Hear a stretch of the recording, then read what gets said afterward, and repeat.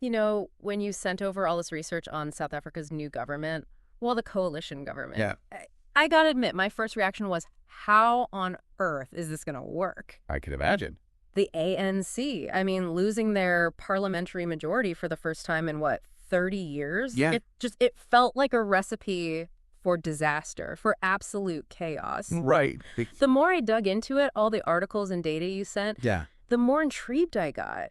There's this buzz around this unexpected alliance. There is. It's quite fascinating to see, isn't it? This dominant party, the ANC, having to share power Right. with all these other smaller, diverse parties, Yeah. including, of course, their historical rivals, Yeah, the DA. the Democratic Alliance. Exactly. And there's all this wave of optimism. Okay, so let's talk about that optimism. Sure. We've got this poll showing a 58% approval rating for the government. Wow. Both the ANC and the DA are seeing increased support. But what's really driving this positive sentiment? Is it just a honeymoon phase? Well, I think, there's always that element of novelty Sure. when a new administration comes in. Yeah. Of hope, Right. A fresh start. Right. But I don't think it's just vibes. Uh, If you look at the market response, for example, that's been significant. yeah. The rand has strengthened. Yeah. Stock markets are surging. And that's not just based on, speculation. Right. These are reactions to, I think, some tangible shifts in the economic landscape. Okay, well, speaking of tangible, what about the 200 days without load shedding? Oh, yeah. For a country that's been just plagued by these rolling blackouts, that's huge. It is. It's not just symbolic. Consistent electricity supply is crucial for businesses, for investment, for everyday life. Yeah. Now, whether this is a direct result of the coalition's policies or just kind of a coincidence, a lucky break, Yeah. that's debatable. Sure. But it's definitely contributing to this sense that things are moving in the right direction. Right. Things are changing. Okay, so we've got some positive public sentiment, favorable market reactions. We've got some concrete signs of improvement on the ground. But let's be real here for a second. Yeah. Coalition governments, especially ones with such diverse ideologies like this, Absolutely. they're inherently prone to friction. Where are we seeing those pressure points start to emerge? Yeah, you're absolutely right. It's not all, smooth sailing. Right. One of the areas where we're really seeing those sparks fly is in education. Okay. This proposed education bill. Uh-huh. With changes to school language and admission policies, this has become a major point of contention between the ANC and the DA. I see. The DA, they see this as like an attack on mother tongue education, Okay. while the ANC is arguing that, it's necessary to address some of these historical inequalities. So this education bill, it seems like kind of a microcosm of the challenges this coalition faces. Yeah.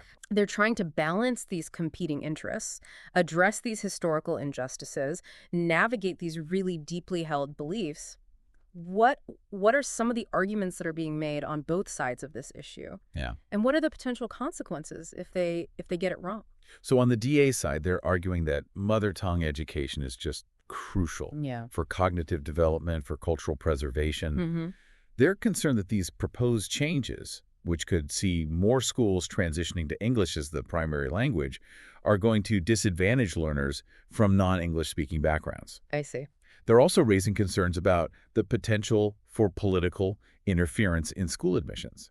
They're saying it could erode the autonomy of individual schools. Okay, so what's the ANC's perspective on this? The ANC, they're looking at it from a different angle. Yeah. They're arguing that the current system is actually perpetuating inequality.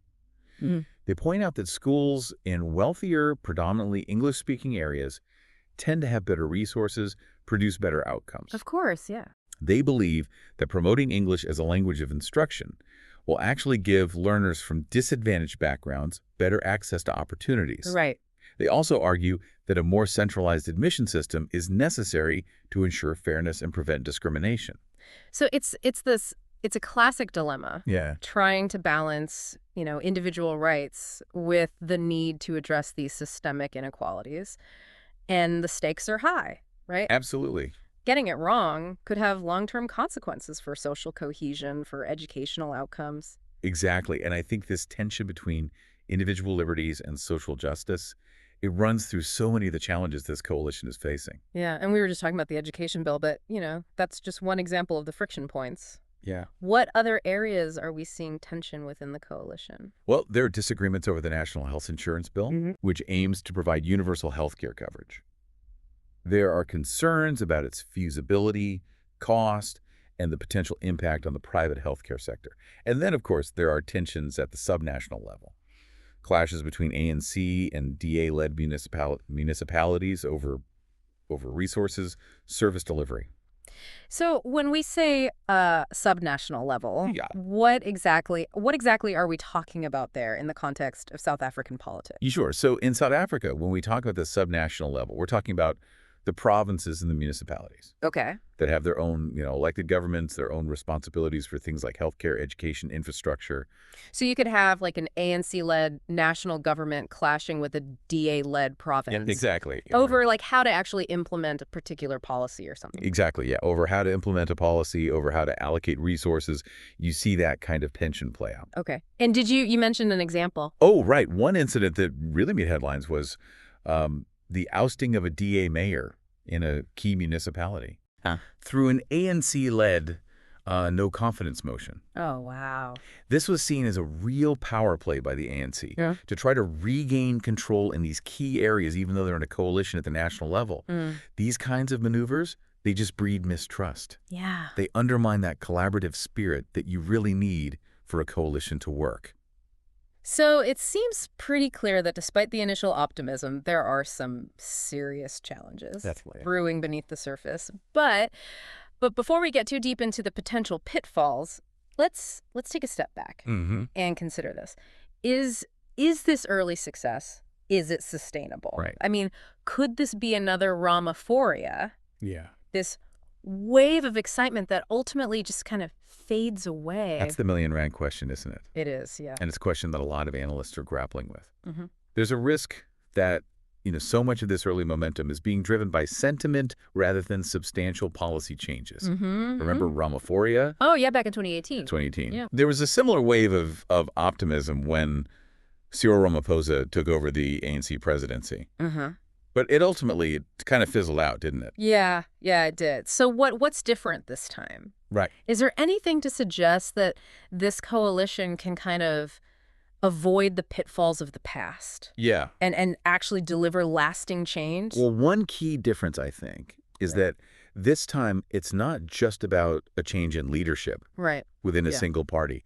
This is a fundamental shift in the political landscape, with power now being shared across a much wider spectrum of voices. Okay, I mean, that is a significant difference. But how does that translate into tangible improvements for the average person living in South Africa? I mean, sentiment can only take you so far, right? Oh, absolutely. You need concrete action to address the deep-rooted problems the country's facing. You see those concrete actions, Yeah. and that's where the upcoming government budget becomes really crucial. It's going to be a Yeah. litmus test, right, of their priorities, Yeah. of their commitment to actually turning these promises into action. So you've got this delicate balancing act. Yeah. On one hand, you got to maintain the positive momentum, Right. investor confidence. On the other hand, you can't get caught up in the hype Right. and lose sight of the need for real substantial policy changes. And navigating that balance is going to require a level of political maturity and pragmatism that we haven't always seen in South African politics. All right, so we've explored the early successes, the friction points, the question of sustainability, but let's not forget about the elephant in the room here. Yeah. South Africa is grappling with some serious socioeconomic issues. I mean, an unemployment rate of over 33%, persistent inequality, widespread poverty. And that's where the rubber really meets the road, isn't it? Yeah. Can this coalition translate its early success into tangible improvements for the people who need it most? Right. Or will it fall into that trap of becoming, as some experts have warned, a middle-class feel-good project? That's a sobering thought, this potential for positive change, Yeah. but also this risk that the most vulnerable are going to be left behind. Yeah. It feels like we've only just scratched the surface of this story. I think we have. There's so much more to unpack here. Absolutely. And the next part, we're going to delve deeper into those specific policy approaches, the obstacles that this government might face, and what it all means for the future of South Africa and for the broader landscape of coalition politics.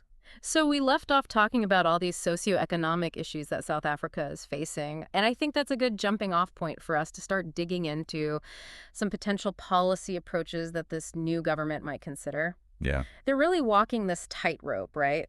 Balancing optimism with the need for some tangible change. Where do they even begin to tackle an issue like a 33% unemployment rate? Right. Well, one area that they're really focusing on, at least from all the materials that you sent over, Yeah. is attracting foreign investment. Yeah. Um, there seems to be this recognition that creating a more business-friendly environment is going to be key Okay. to boost economic growth and job creation. Okay. And we've already seen some positive signals from the IMF Yeah. upgrading their growth forecasts, partly due to this, this perceived shift. That makes sense. But wouldn't simply focusing on foreign investment risk kind of exacerbating the existing inequalities that are already there? Right. What about empowering local businesses and entrepreneurs? I think that's a valid concern. Yeah. And it does seem like the coalition is aware of that. Okay. Um, there's been a lot of talk about streamlining regulations Mm-hmm. to make it easier to start and run businesses, particularly for these small and medium-sized enterprises, Okay. and providing support and resources Yeah. targeted at local entrepreneurs to try to foster this more vibrant and inclusive domestic economy. Okay. So attracting investment while also fostering local entrepreneurship, kind of a two-pronged approach. Exactly. But, we can't forget about the millions of South Africans that are just struggling to make ends meet right now. Right. What about addressing those deeply ingrained social issues? Yeah, and that brings us to, I think, one of the most hotly debated policy proposals, the National Health Insurance Bill. Yeah. The goal is ambitious: to provide universal health care coverage to all South Africans, Wow. regardless of their income. Okay. Given the concerns about cost and implementation, is this national health insurance bill, is it actually feasible, or is it more of a political statement? It's a bold move, Yeah. and there's no doubt that it faces some serious hurdles. Yeah. Supporters argue that it's just this crucial step towards social justice, Okay. ensuring that everyone has access to quality health care. And they believe that ultimately it'll actually reduce overall healthcare costs by emphasizing preventative care and early intervention.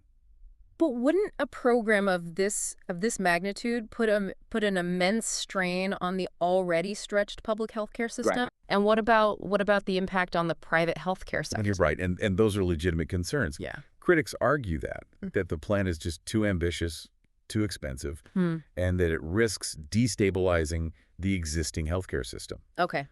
They point to potential bureaucratic inefficiencies, difficulties in attracting and retaining qualified medical professionals, and of course, always the risk of corruption. So it sounds like a classic case of good intentions Yeah, colliding with complex realities. absolutely. It seems like the government's really going to need to tread very carefully here. What about other key areas, like education? Right. We were talking before about that controversy surrounding the education bill. Where do things stand with that? Yeah, so education is another really key priority area, Uh-huh. and the government is emphasizing improving quality, Okay. especially in disadvantaged communities. Mm-hmm. They're looking at increased investment in teacher training, upgrading school infrastructure, expanding access to early childhood education. Okay, but the debate around that education bill, it highlighted these really deep divisions. How are they planning to kind of address those while ensuring that all South African children have access to quality education? Yeah, I mean, that's really the crux of the issue, isn't it? Yeah. The bill's proposed changes to language and admissions policies sparked some really fierce debate. As we discussed, the DA, they're worried that it undermines mother tongue education and school autonomy. And that could potentially disadvantage learners from non-English speaking backgrounds. Right, and the ANC's counter-argument is? The ANC's argument is that the current system, with all its disparities in resources and opportunities, is actually perpetuating inequality. Okay. They believe that promoting English as a primary language of instruction is actually going to equip learners from disadvantaged backgrounds with the skills they need in this globalized world. Right. And they also advocate for a more centralized admission system. They say that that's going to ensure fairness and prevent discrimination. So it sounds like they're trying to reconcile these very different priorities. Yeah, Individual rights versus systemic change. absolutely. It seems like with every solution, these new challenges emerge. Yeah, it's complex. Even with the best intentions, are there inherent obstacles to implementing these policies effectively? Oh, absolutely. I mean, I Yeah. think the inherent complexity of coalition politics is a constant challenge. Yeah.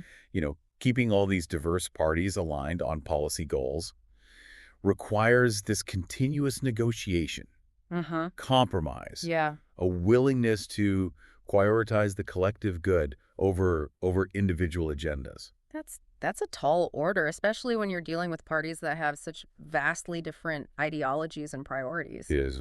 What about, I mean, are there other external pressures that they need to be aware of, that they need to navigate? Oh, definitely. I mean, the global economic landscape is volatile, Sure. and South Africa is definitely vulnerable to those fluctuations. Yeah. So they'll need to navigate those challenges carefully Mm-hmm. to make sure that their economic reforms are sustainable Yeah. and that they're not going to be left exposed when these global shocks happen. And let's not forget about the risk of corruption, Right. a persistent problem in South Africa. How are they addressing this issue? Because even the best policies can be totally undermined by mismanagement and lack of transparency. Absolutely. I mean, transparency, accountability, and good governance are absolutely paramount. Yeah. And the coalition has pledged to strengthen these anti-corruption mechanisms, Okay. improve financial oversight, and promote ethical leadership. But, it remains to be seen how effectively they'll actually be able to implement those commitments. So this coalition, they're facing a really daunting task. Ambitious goals, these internal tensions, external pressures, and the shadow of corruption looming over everything. What does all of this mean for the average South African? How will these potential developments actually affect their lives? I think for a lot of people, the hope is that this coalition is going to translate into tangible improvements.